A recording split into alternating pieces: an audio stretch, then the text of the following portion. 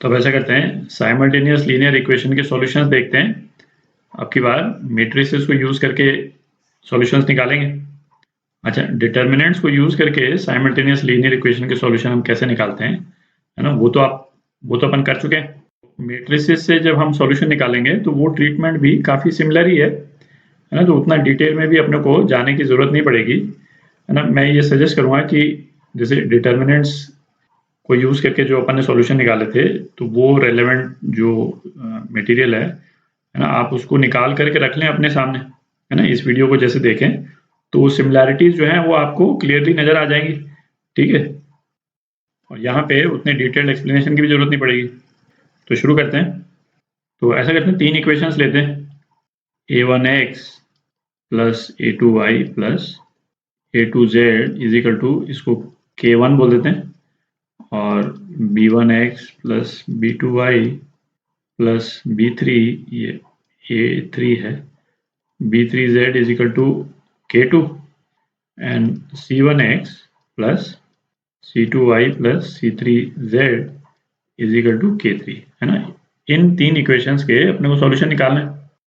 तो इन 3 linear equations को हम जो है वो मैट्रिक्स फॉर्म में भी लिख सकते हैं, है ना, कुछ इस तरह से a1 a2 a3 b1 b2 b3 और c1 c2 c3, ये एक मैट्रिक्स हो गई, ठीक है।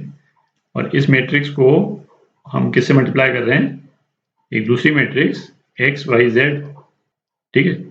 पहली मैट्रिक्स जो है वो 3x3 मैट्रिक्स है और दूसरी मैट्रिक्स क्या है, 3x1 मैट्रिक्स है। तो इसको जब हम मल्टीप्लाई करेंगे तो हमारे पास में रिजल्टेंट क्या आ जाएगा, 3x1 मैट्रिक्स, है ना। 3x1 मैट्रिक्स इसका रिजल्ट आ जाएगा। तो इसके रिजल्ट को, इसका रिजल्ट जो है वो क्या है, k1 k2 k3, ये दिख रहा है। हमने इन इक्वेशंस को इस तरह से लिख दिया।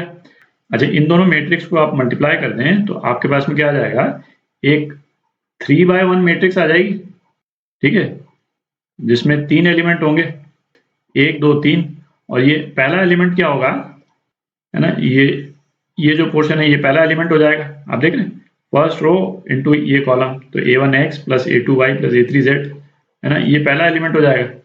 और दूसरा एलिमेंट जो है वो ये हो जाएगा, ये दूसरा एलिमेंट, और ये थर्ड एलिमेंट, दिख रहा है, b1x plus b2y plus b3z और c1x c2y c3z, ठीक है। और इस मैट्रिक्स को हम कंपेयर किससे कर रहे हैं, ये किसके इक्वल है, k1 k2 k3, ठीक है। तो एलिमेंट्स को हम कंपेयर करेंगे तो यही इक्वेशंस आ जाएंगी, ठीक है। तो ये मैट्रिक्स का जो अरेंजमेंट है वो इस साइमल्टेनियस इक्वेशंस को कंप्लीटली रिप्रेजेंट कर रहा है, दिख रहा है। तो अब मैं ये साइमल्टेनियस इक्वेशंस को हटा देता हूँ, है ना, थोड़ी जगह बन जाएगी, फिर अपन डिस्कशन करेंगे। तो इक्वेशंस को अपन ने हटा दिया, ये मैट्रिक्स का अरेंजमेंट, इसको अपन ने, है ना, रिटेन कर लिया। तो इस अरेंजमेंट को अपन कैसे लिख सकते हैं, ax is equal to b, ठीक है।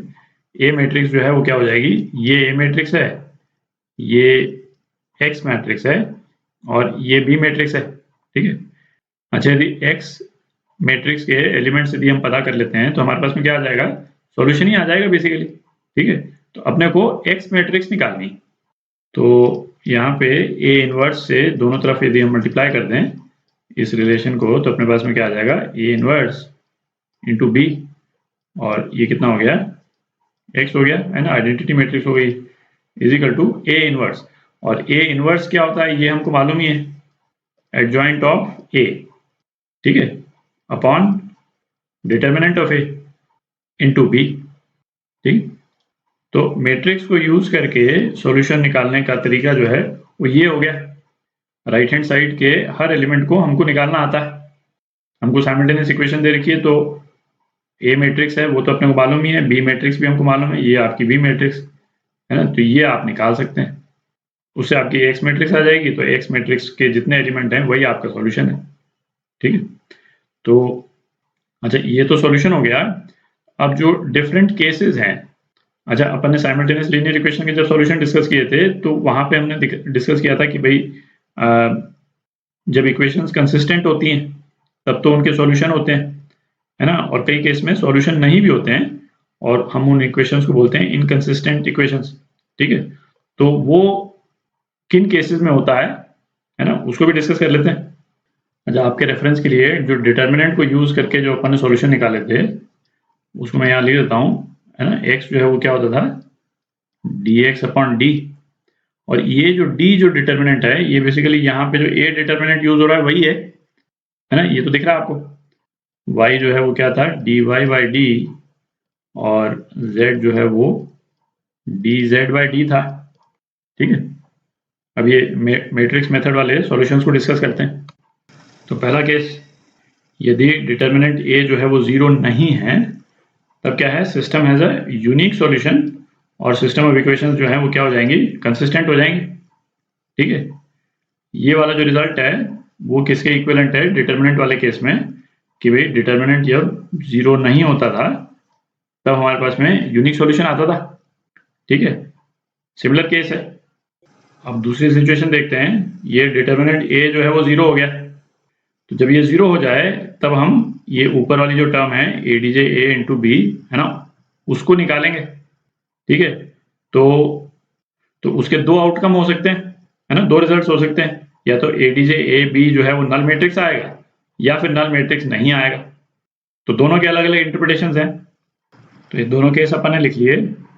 यदि तो adj इंटू b जो है वो नल मैट्रिक्स नहीं है, ठीक है, ओ है ये, है ना, 0 नहीं है, नल मैट्रिक्स नहीं है, तो सिस्टम का कोई सॉल्यूशन नहीं है और वो इनकंसिस्टेंट है।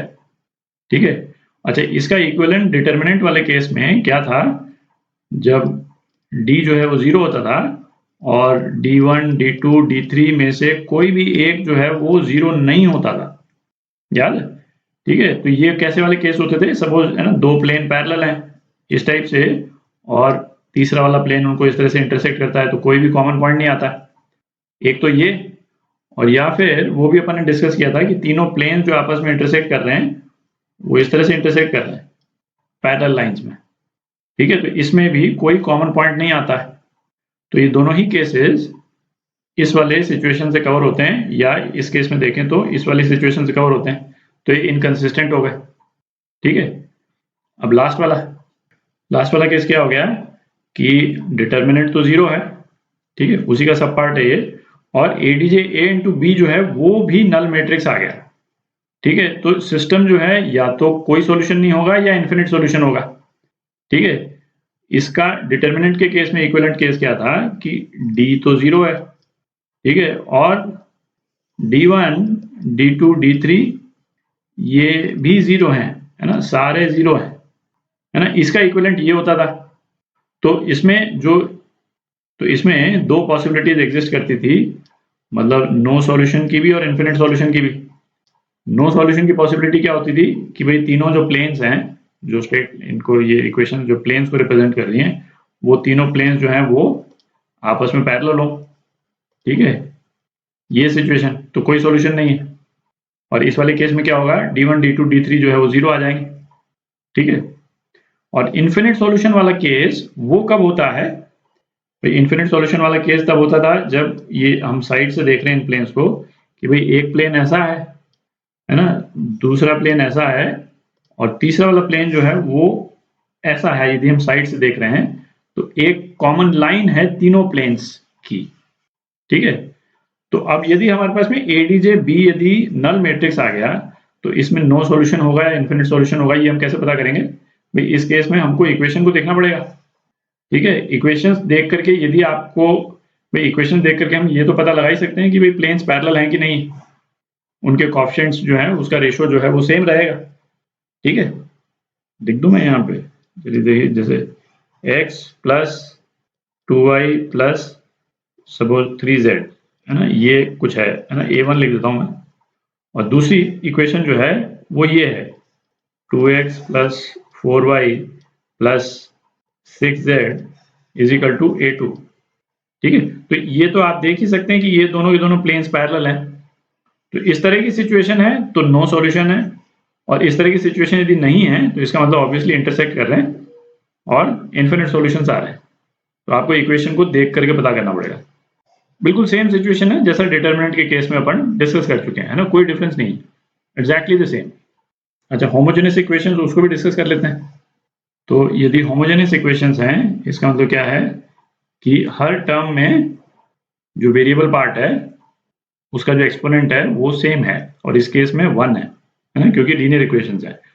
तो क्या है, k1 k2 k3 जो है 0 हो जाएंगे होमोजेनियस इक्वेशन। तीनों प्लेन्स जो हैं वो ओरिजिन से पास हो रहे हैं, ठीक है। तो होमोजेनियस इक्वेशन कंसिस्टेंट तो होती है। अब होमोजेनियस इक्वेशन से रिलेटेड रिजल्ट जो है उसको मैं यहाँ पे लिख देता हूँ, होमोजेनियस इक्वेशन। अच्छा, होमोजेनियस इक्वेशन में ये B जो है, B मैट्रिक्स, ये तो नल मैट्रिक्स हो ही गई, ये तो दिख ही रहा है। तो A इंटू B जो है वो तो यही वाला पोर्शन रहेगा, ये ऊपर वाला पोर्शन तो हो ही नहीं सकता। A पार्ट तो होमोजेनियस वाले केस में होगा ही नहीं, केवल B पार्ट ही वैलिड होगा। बस अब हमको केवल ये देखना है कि डिटर्मिनेंट जो है वो 0 है कि नहीं। अच्छा, यदि तो डिटर्मिनेंट 0 नहीं है, ठीक है, तो तब क्या होगा, एक यूनिक सॉल्यूशन आएगा, ठीक है। और वो कौन सा सॉल्यूशन होगा, जो ट्रिवियल सॉल्यूशन है, ट्रिवियल सॉल्यूशन। और ट्रिवियल सॉल्यूशन हम किसको बोलते थे, ओरिजिन को। तीनों प्लेन ओरिजिन से तो पास हो ही रहे हैं, पर अब उनका जो कॉमन पॉइंट है वो केवल ये ओरिजिन ही होगा और कुछ नहीं होगा। किस केस में, डिटर्मिनेंट 0 नहीं है तब। और यदि डिटर्मिनेंट 0 है तो इसका जो B वाला जो पोर्शन है ना, वो करेक्ट हो जाएगा। तो नो सॉल्यूशन वाला केस तो है ही नहीं, है ना, इनफिनिट सॉल्यूशन, मतलब एक लाइन जो है वो सॉल्यूशन हो जाएगी, ठीक है। तो होमोजेनियस इक्वेशन के केस में ये, यदि ADJ A इंटू B, यदि डिटर्मिनेंट 0 हो गया तो ये तो ट्रू है ही दोनों केस में, है ना, ये तो ट्रू है ही। तो डिटर्मिनेंट 0 हो गया तो हमारे पास इनफिनिट सॉल्यूशन आ जाएंगे, ठीक है।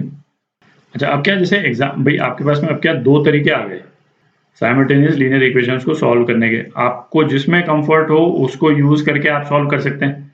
जैसे आपको डिटर्मिनेंट से करना है तो वैसे कर लें, मैट्रिक्स से करना है तो मैट्रिक्स से कर लें।